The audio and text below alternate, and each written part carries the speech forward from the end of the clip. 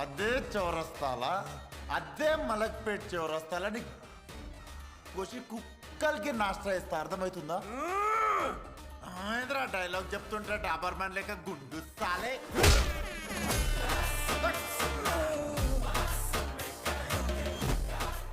రే take my son, నీ అబ్బా పైసన్ రైడా.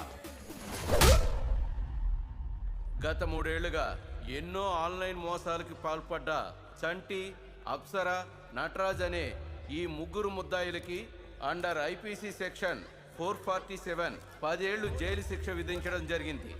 ఎప్పటిదాకా దోచుకున్న డబ్బుని రికవర్ చేయాల్సిందిగా కోర్టు పోలీస్ శాఖను ఆదేశిస్తోంది.